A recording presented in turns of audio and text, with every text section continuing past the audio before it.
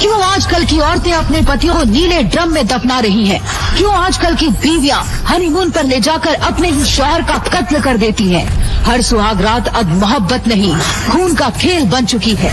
आखिर हर बीवी के पास क्यों होता है एक छुपा हुआ प्रेमी और एक डेडली प्लान? और आज यही सब होने वाला था अथर्व के साथ भी। सुहाग रात की सेज पर प्यार नहीं, मौत इंतजार कर रही थी। ये क्या? मैं मरा नहीं हूँ। मैंने तो उस पहाड़ी से छलांग लगाई थी, फिर मैं जीवित कैसे बच गया? अथर्व तो जैसे ही होश आया वो चौंक गया। उसने अपने शरीर को देखा जो एक दुबले पतले शरीर में बदल चुका था। अथर्व को कुछ समझ नहीं आया आखिर हो क्या रहा है, और वो अपना सिर पकड़कर बैठ गया। तभी अचानक अथर्व की स्मृति उसके पुराने जन्म की स्मृति के साथ जुड़ने लगी, और साथ ही इस दुनिया की यादें उसके दिमाग में घूमने लगी और उसे सब याद आने लगा। उस पहाड़ी से छलांग लगाने के बाद अथर्व का एक नई दुनिया में पुनर्जन्म हो चुका था। एक महान योद्धा की आत्मा अब तियान सिटी के सबसे कमजोर शरीर वाले लड़के अथर्व चुरू के शरीर में प्रवेश कर चुकी थी, जिसे खाने में जहर देकर मार दिया गया था, क्योंकि उसकी शादी उस सिटी के सबसे होनहार और ताकतवर लड़की आर्या से होने जा रही थी। इसका मतलब मैं इस दुनिया का अथर्व चुरू हूँ और कल मेरी शादी होने जा रही है। अगली सुबह अथर्व शादी के कपड़ों में उदास बैठा था। आज वो आर्या से शादी करने जा रहा था। फिर जब अथर्व घोड़े पर सवार हुआ तो अचानक उसकी नजर आरव पर पड़ी, जो उसकी तरफ ही आ रहा था।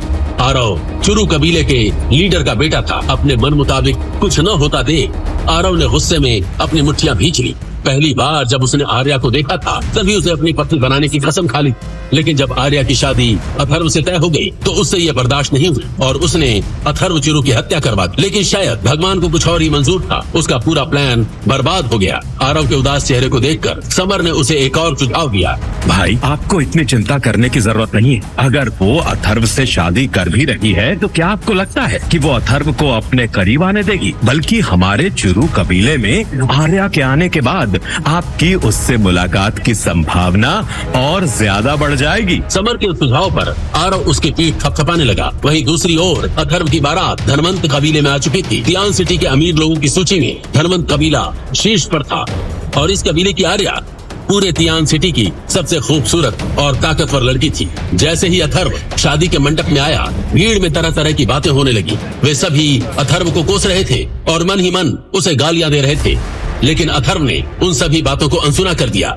उसे पहले से ही अंदाजा था कि उसे इसी तरह की बातें सुनने को मिलेंगी, इसलिए उसने किसी की भी बातों पर कोई ध्यान नहीं दिया। सबका मानना था कि आर्या इस अपंग आदमी से अपनी मर्जी से विवाह नहीं कर रही है, बल्कि उसे कबीले द्वारा मजबूर किया जा रहा है। लेकिन जब उन्होंने आर्या को बिना हिचकिचाहट और देरी के मंडप की ओर आते देखा तो सबकी बोलती बंद हो गई। इस तरह पूरे रीति रिवाज से आर्या और अथर्व का विवाह संपन्न तो हो गया, लेकिन शादी बाद जो हुआ उसकी अथर्व ने कल्पना भी नहीं की थी। शादी बाद जहाँ अथर्व को आर्या के कमरे में होना चाहिए था, वो कमरे के बाहर खड़ा आर्या से विनती कर रहा था। आर्या, दरवाजा खोल दीजिए।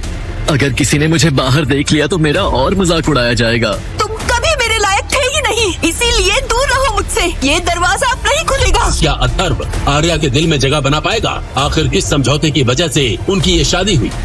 आगे की कहानी जानने के लिए देखें अगला एपिसोड सिर्फ पॉकेट एफएम के YouTube चैनल पर, और द वॉरियर के सारे एपिसोड्स को सुनने के लिए डिस्क्रिप्शन में दी लिंक से डाउनलोड करें पॉकेट एफएम ऐप।